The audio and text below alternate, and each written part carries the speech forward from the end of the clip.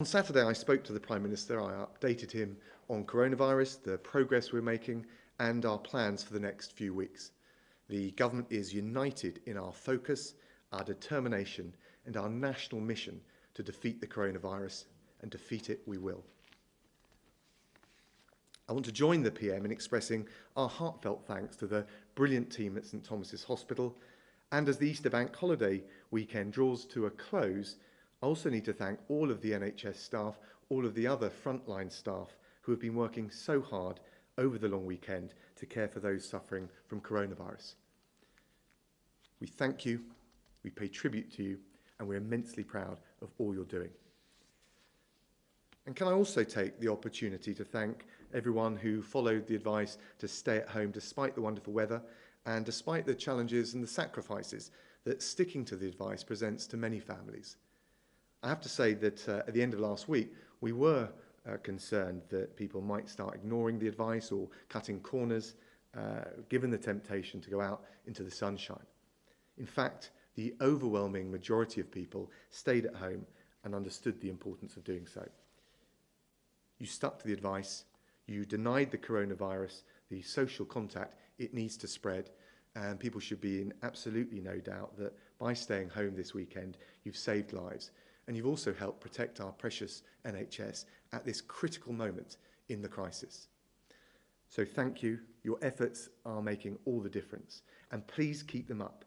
We've come too far, we've lost too many loved ones, and we've sacrificed too much to ease up now. I can tell you on the latest data that 290,720 people have been tested for coronavirus. 88,621 have now tested positive, and I'm very sorry to say that 11,329 people have now died from coronavirus. Every one of them a tragedy, and our hearts go out to all of the loved ones who are grieving their loss at such a difficult time. Amidst this sobering death toll, there are also some positive signs from the data that we are starting to win this struggle.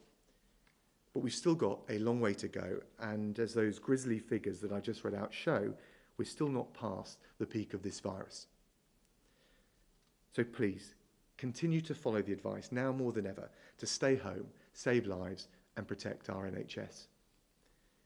This week, SAGE will review the evidence of the effectiveness of the social distancing measures that we've taken, and we will consider their evidence, their assessment, based on the evidence at that point. I should say we don't expect to make any changes to the measures currently in place at that point, and we won't until we're confident as we realistically can be, that any such changes can be safely made. In the meantime, the government will continue to redouble all of our efforts to buy and deliver the ventilators so we can treat the most vulnerable in our hospitals, to deliver the masks, the gowns, the other protective equipment, to protect those on the front line in the NHS, but also in care homes, and to ramp up testing so that NHS and other key staff can return to the front line just as soon as possible. The Chancellor and the Business Secretary are working round the clock to mitigate the damage that this crisis has undoubtedly done to our economy, getting support to businesses, to workers, and to the most vulnerable in our society. So please, once again, keep following the guidance to stay home, save lives, and protect the NHS. If we let up now, the virus will only take full advantage. It will spread faster and it will kill more people. If we refuse to give in to it, if we keep up this incredible team effort, we will beat this virus and we will come through this national test. Our plan is working. Please stick with it and we will get through this crisis together.